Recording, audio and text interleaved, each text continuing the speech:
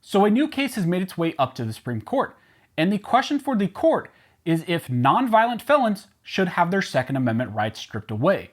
So let's talk about this. But real quick before we jump into this video, if you think it's time for the Supreme Court to finally once again uphold our Second Amendment rights, go ahead and hit that like button and subscribe. I also want to give a shout out to one of the main supporters of the channel, and that is USCCA. Through your membership, you get training, education, and self-defense liability protection. So if you're in the market for something like that, if you carry a firearm, I highly recommend you take a look into USCCA, and I'll put a link to them down in the details section. Also, I want to let you know that this content is powered by the Firearms Policy Coalition, so head on over to joinfpc.org to help support the Second Amendment cause. Thank you again, Firearms Policy Coalition, for supporting this channel. So the case we're going to be talking about in this video is Roundtree v. Garland, and the question that is presented to the Supreme Court is, do nonviolent felons still have Second Amendment rights? This is an issue that has been litigated by lower courts prior, but never have we had the Supreme Court actually address this question. And now we have a case pending before the Supreme Court seeking certiorari or review from the Supreme Court on this very issue. So some quick background on this case, the facts surrounding it, and how it ended up to the Supreme Court. So more than 18 years ago, the individual here, Mr. Roundtree, pled guilty to 2 counts of failure to pay child support. The issue with that is, in the state of Wisconsin, that is actually a felony. Now, Mr. Roundtree was never actually incarcerated for these offenses. He made full restitution payments that he owed, and he did not ever reoffend.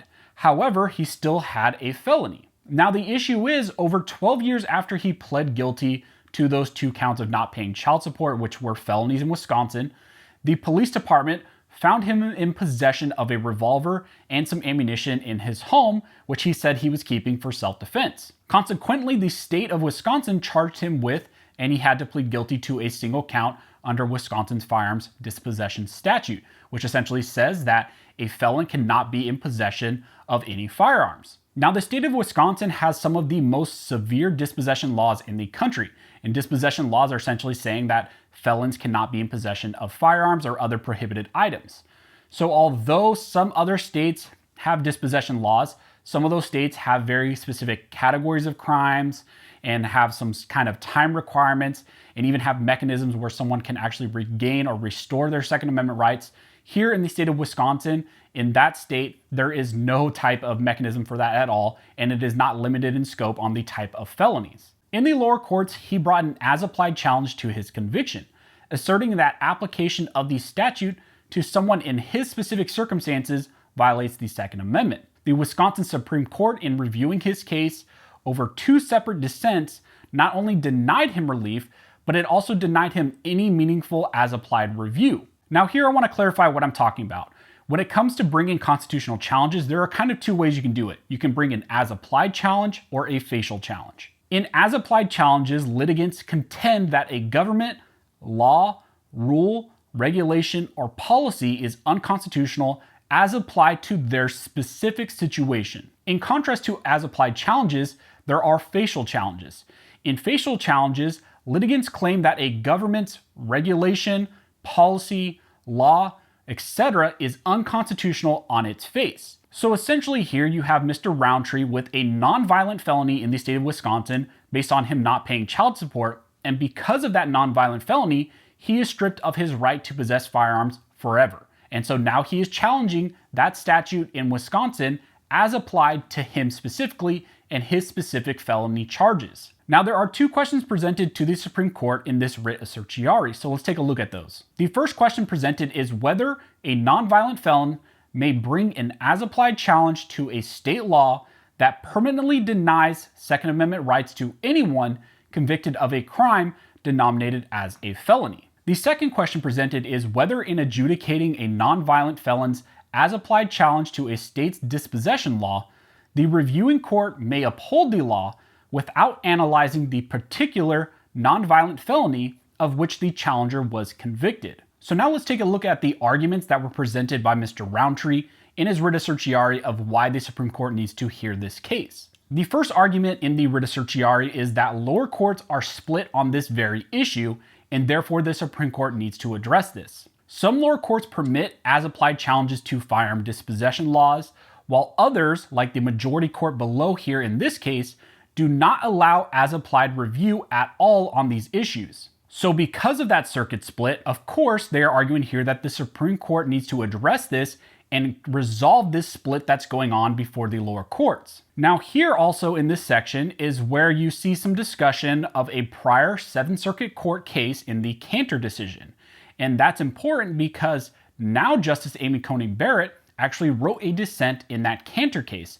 And that Kanter case dealt with a nonviolent felon's rights under the Second Amendment. In writing her dissent in the Kanter decision, she reasoned that the Second Amendment does not permit the government to categorically dispossess felons on the theory that only virtuous citizens may exercise the right to keep and bear arms. To the contrary, Amy Coney Barrett wrote that the Second Amendment confers an individual right of self-defense, which is not limited to civic participation. Although the government can disarm individuals on class-wide bases, she observed it must do so based on present-day judgments about categories of people whose possession of guns would endanger the public safety. That Kanter case is not important just because Amy Coney Barrett wrote a dissent, but it also is relevant because of the type of felony, the nonviolent felony charges that the individual in Kanter had.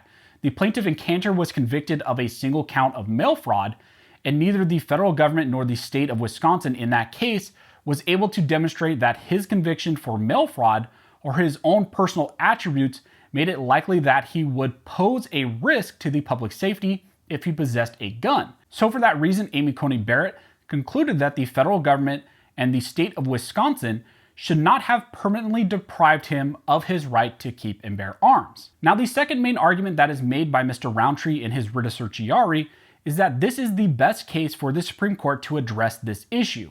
So here Mr. Roundtree is saying that this is a much more narrow issue, that the Supreme Court could say this is how courts are supposed to address these types of questions, these types of issues, and then remand it back down to the Wisconsin Supreme Court, who will have to hear and address it appropriately based on what the Supreme Court said.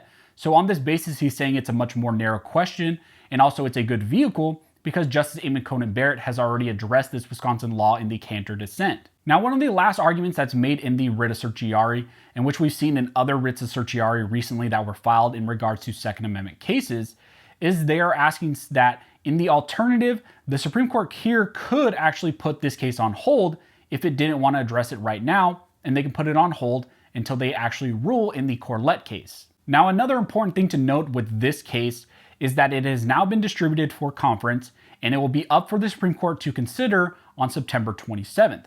So when it is distributed for conference, that's when the Supreme Court gets together.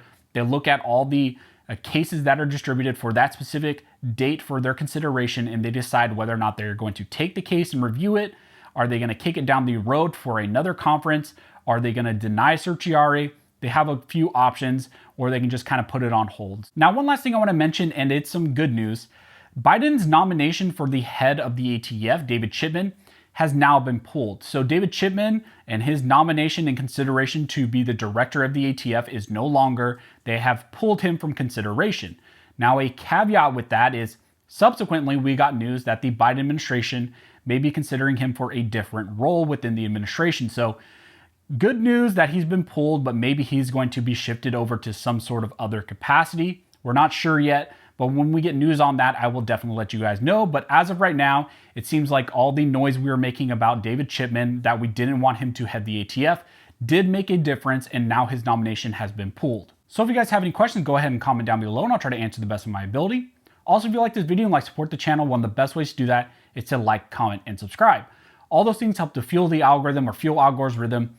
It signals to YouTube that you see value in these videos in this type of two-way news, and then it pushes it to more people.